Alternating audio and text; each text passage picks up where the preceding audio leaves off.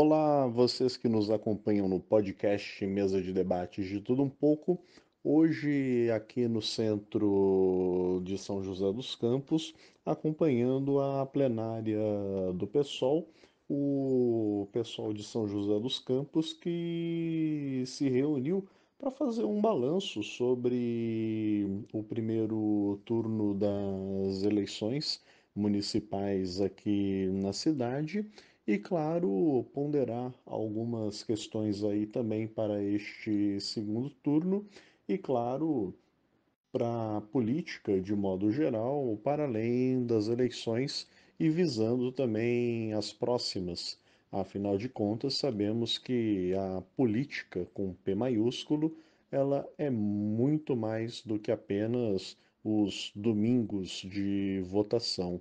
Vamos tocando então nosso barco, nossas atividades e ouvir aí alguns dos participantes aí desta plenária que ocorreu no sábado.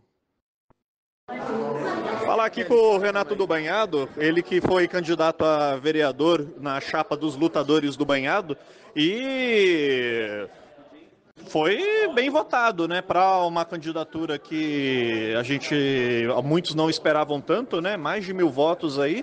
E Renato, como vai seguir aí a luta do Banhado, né, independente de eleição ou não? Bom, a luta do Banhado ela é contínua, né? As eleições é uma ferramenta que a gente usa, inclusive, para elencar ainda mais a nossa luta do Banhado. E foi para isso que a gente participou, teve uma inserção muito boa. Acho que teve uma das maiores inserções do Banhado na mídia e na cidade, como jamais teve, exceto ano passado, que a gente sofreu aqueles ataques, apanhamos da polícia. A luta do Banhado segue, né? No dia seguinte das eleições, eu estava em Brasília para poder ajudar a construir a luta contra a termoelétrica. No dia seguinte, tinha uma agenda também pelos movimentos sociais. E a vida do Banhado é essa, assim. As eleições, ele é um episódio à parte, mas que não altera, agrega ainda mais nas questões do Banhado. E na luta do Banhado segue a todo vapor. Então sigam as páginas, visitam a gente, apoiem a gente, porque no futuro muito breve virão mais ataques ainda da prefeitura. Banhado resiste. Falando em ataques da prefeitura, agora no segundo turno, tanto um quanto o outro, o Banhado continuará na mesma situação, né? Para nós, nenhum dos dois resolve nada, né? Inclusive, a gente pede voto nulo, porque o Anderson já não precisa dizer o que ele tentou fazer, o Cury foi o cara que tirou o Pinheirinho e já disse também numa rádio que ia retirar. Então, para nós, os dois que estão no mesmo projeto não serve para nada. Compreendo. Ô, Renato, obrigado. Obrigado mesmo de debate, tamo junto sempre. Maravilha. Entrevistar a Marina Sassi do PSOL, ela que foi candidata a vice-prefeita na chapa do Balieiro. E como sua opinião sobre esse primeiro turno, né, o resultado do primeiro turno, o desempenho do PSOL nas eleições, né, junto com a chapa do PT? Então, a gente primeiro discutiu um pouco isso aqui, a importância que a unidade teve, né, para a gente combater a extrema-direita. Acho que o primeiro turno aqui em São José dos Campos e no Brasil inteiro mostra que, apesar de ter conseguido derrotar o Bolsonaro e eleito o Lula, a gente não pode baixar a guarda. Esse é um setor que ainda tem uma força social bastante forte. Então, a unidade foi fundamental e a gente fez uma campanha muito bonita, muito vitoriosa, no sentido de que a gente conseguiu levar as nossas bandeiras, as nossas pautas. E esse é o desafio nosso. Não pode ser um fim em si só, eleger por eleger. A gente quer eleger condicionado a um programa de defesa da classe trabalhadora, de combate às desigualdades, e acho que a gente fez isso com muita leveza, com muita cor, muita juventude, e vamos seguir. Mesmo agora, depois das eleições, vamos seguir. No segundo turno, a gente está chamando o voto nulo, porque tanto o Anderson quanto o Cury, na verdade, defendem um programa muito parecido, muito igual, né? Um programa oposto ao que a gente defende. Então, voto nulo no segundo turno e organizar um processo de resistência. Não tem o mal menor nesse caso, né? Não, a gente tem o Cury que está diretamente no partido do Bolsonaro, no PL, né? Que andou por São José nas ruas junto com ele. Mas o Anderson também, acredito que não teve Bolsonaro lá, porque não conseguiu. O que ele pôde trazer de figuras da extrema-direita, trouxe Tarcísio, trouxe Marçal, ele fez, né? Faz questão de trazer pautas de fora, alinhadas com a extrema-direita, que não estão sendo discutidas na eleição municipal, como o impeachment do Alexandre de Moraes, por exemplo. Né? E é isso, é uma política de privatização, é uma política que ataca a democracia, é uma política de sucateamento do serviço público. Então, do ponto de vista político, eles são muito parecidos, muito iguais, não tem um mal menor. Obrigado, Marina. Obrigada a você.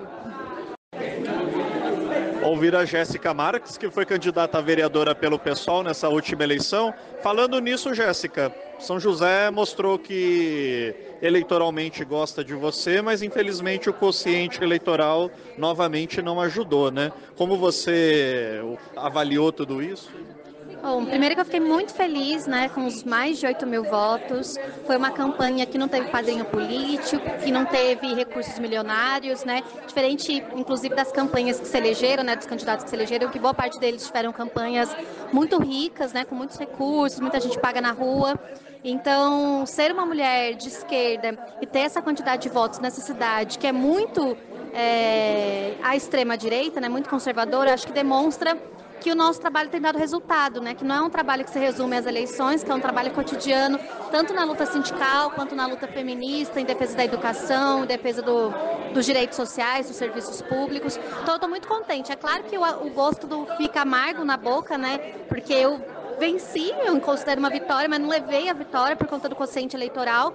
E a gente sabe que o sistema proporcional, ele é importante, né? Foi criado para a democratização do acesso à política tradicional, só que ao parlamento, né? Só que ele vem sendo atacado nos últimos anos com mini reformas eleitorais que deixaram um pleito mais antidemocrático. Então, só para citar um exemplo, né? Em 2020, a regra que vigorou e a gente não conseguiu se eleger, se ela tivesse hoje em vigor, a gente teria eleito. Mas em 2022, uma nova regra foi incorporada ao quociente eleitoral, que é a regra dos 80% que cada partido tem que ter do quociente eleitoral para entrar no sorteio das sobras, né? No rodízio das sobras. Então a gente não conseguiu se eleger por conta desse elemento. E pode ficar pior para os próximos anos, né? Essa é a nossa preocupação. E isso não é à toa. Visa justamente minar os partidos que são menores, os partidos ideológicos à esquerda, por conta da sua visão sobre a realidade, a sua visão de combate às mazelas da sociedade capitalista, de combate ao bolsonarismo à extrema-direita. Mas eu vou seguir lutando, porque não é uma luta individual, não tem a ver só com as eleições, tem a ver com um processo conjunto de lutas em defesa dos direitos sociais da classe trabalhadora, dos setores oprimidos. Então, que me esperem para as próximas eleições, que a gente vai eleger, e não só eleger, como construir ainda mais o pessoal na cidade. Maravilha. E sua opinião sobre essa, entre aspas, nova Câmara que foi eleita?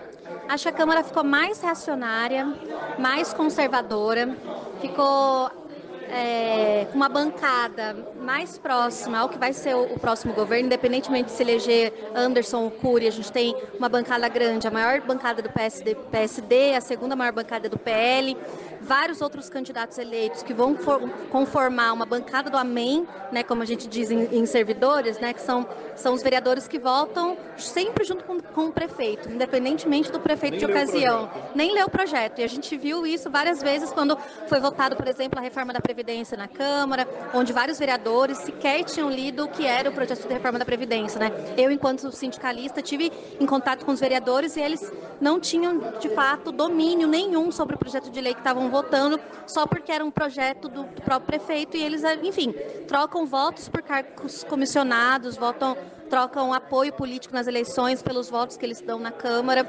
É uma Câmara também que ficou mais machista, porque diminuíram os números, as candidaturas de mulheres na Câmara. A gente tem somente 2 mulheres, as 2 mulheres da esquerda.